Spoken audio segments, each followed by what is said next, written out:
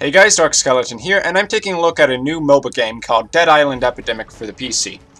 It's currently available on Steam for free, and it does come with an in-game item shop like many other MOBA games. Now, if you don't already know what I mean when I say MOBA, I'm talking about a multiplayer online battle arena game. That means that you and a bunch of other players get into a team to match up against another team on a battlefield to complete objectives using the unique abilities of the character that you choose. However, one of the most noticeable and unique things about Dead Island Epidemic is that you're not only going up against one other team, but you're going up against two. That means that in the game's main mode, Scavenge, 3 teams compete for supply resources, often resulting in battle royales. Now, most other MOBA games, especially ones that were based on the popular Defense of the Ancients from Warcraft 3, have gameplay that's a little more structured in that it is very easy to predict how each game will go at any given time, since there is only one path to victory and only one team to contend with. Epidemic's main gameplay could be closest compared to League of Legends' Dominion mode, since one of the primary ways of collecting supplies is to contest and capture supply points, of which there are only 4, and which one to go for is not always obvious for any given team. The characters you play in the game have different playstyles and abilities, though every character can use both melee and ranged weapons. Like other MOBAs, you level up 4 abilities as you gain experience, including an ultimate ability that can only be leveled once you hit level 4 inside of each match. These abilities govern a character's strategy, though perhaps not as definitively as other MOBA games. A support character can still run up to people and whack them with a shovel just fine. Now, of course, since this is a Dead Island game, it wouldn't be complete without several things, including zombies and craftable makeshift equipment.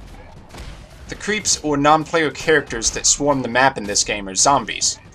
You have a ton of regular, slow-moving, easy-to-kill zombies, but also special zombies that are much more akin to the Left 4 Dead co-op shooter game. These zombies get in your way all the time, and a ton like to spawn when you try to capture a point. Since zombies are allied with no team, fights do tend to get pretty darn hectic, especially when players and zombies are involved. As for equipment, you frequently gain crafting recipes and materials for making new equipment after any scavenge match. From these you can make new weapons that may be upgrades to your character. There are also ability augmentations that can be added to each ability for each character as your account levels up. As far as the gameplay is concerned, your character's actions feel a lot like playing an action RPG such as Diablo or Path of Exile. The camera is constantly locked on your character as you move around the map, and abilities allow you more mobility and the ability to smash large groups of zombies or enemy players at a single time. However, the satisfaction that comes from each character's attacks are pretty lackluster. Usually you're just hitting someone with a shovel or a hammer, or you get a tiny little impact with a lame sound effect, and enemies just walk away from it like nothing ever happened. Crowd control effects for the most part are generic as well. A person might be stunned, unable to act for a second, or might run straight away from you, but that's just completely standard. There's very little that's actually unique to the game's combat, and a lot of the characters do feel very samey.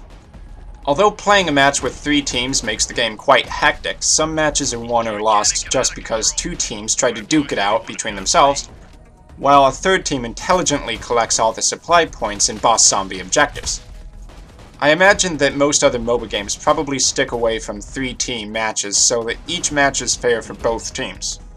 Worth a quick note is that there's also a co-op mode where you can complete a series of 4 mini-quests that involve things like collecting supplies and saving civilians against the zombie horde, instead of competing with other teams. The game's graphics are functional, but nothing too special in 2014. It keeps the same cartoony art style from other Dead Island games for the most part. Most MOBA games also typically have a very cartoony art style, so it's nothing too special here. While playing Scavenge mode, the art assets do have a little variation, since you're able to play on a couple of different maps that do have different looks from each other. Even though on the different maps they have different supply and spawn point locations, they do effectively play about the same. As far as the music in the game is concerned, they thankfully added in at least a handful of music tracks that play during the matches at various times. However, they're just simple background music tracks, and I don't find them to be anything too special. It's rare that a multiplayer game has too many tracks that I'd want to hear over and over again, but this game is not the exception. I imagine that I would just mute the music and put on a playlist of my favorite music if I wish to continue playing the game.